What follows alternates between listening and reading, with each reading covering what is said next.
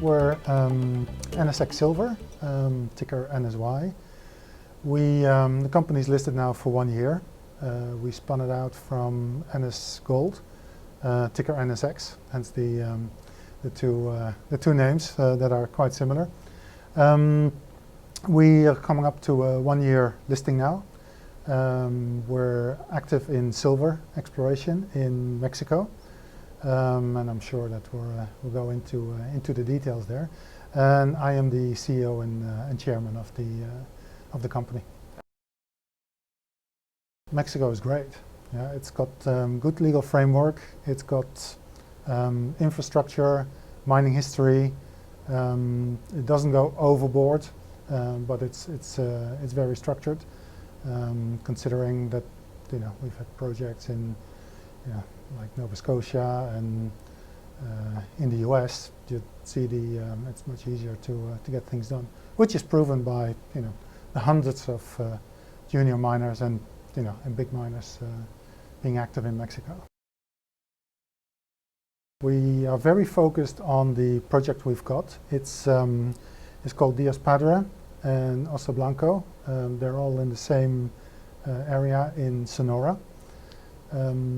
It's an old silver mine. It started mining in the early 1600s. It's been in production until the mid-70s. We acquired it 2 years ago in NS Gold, and then spun it off to make one a gold company and the other one a silver company. We started a drilling process last year with around the old mine, the mine works, etc. That finished. It was very encouraging, and clearly we know the silver is there. It's not. It's definitely not just a pure prospecting play. And we started drilling again on the second phase earlier this year. We just finished 3,500 meters. We already have some stuff back from the lab, but we're waiting till everything comes back before we put the news out. And then we'll do the third phase of the drill program. What we're trying to do is to delineate the resource, and it looks every time when we drill and new news comes back, we get more, which way it's angled, etc. We're looking at a big breccia pipe, so it's something that's relatively complicated, but could be quite big. The company is funded for until phase 3. I think one of the things that sets us apart as well is we're really focused on putting money into the ground. Just a small step back to the company itself. I'm the biggest shareholder with 26%. Insiders own around, let's say, a third of the company, 35%. Sprott Asset Management owns just under 20%, so that's over 50%. Stock is not the most liquid one because of the big holders and also a lot of long-term holders. But for instance, I as a CEO and chairman, I take $1 salary a year, no options. I've got over 12.5 million shares. If it works, I'll be fine. So that's the way that we look at at the company, and that's why probably we're more relaxed than most juniors at the moment. As I mentioned, we're just waiting for the results back from the latest drill program.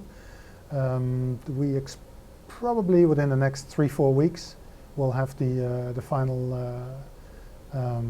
part, and also we're doing some land acquisitions. So once that has come out, then we start working towards the resource estimate, or updating the resource estimate, and we'll probably start the second phase in early summer. I've been investing in junior miners either from proprietary desks or from the hedge funds since early 90s. We're in for a completely different time now.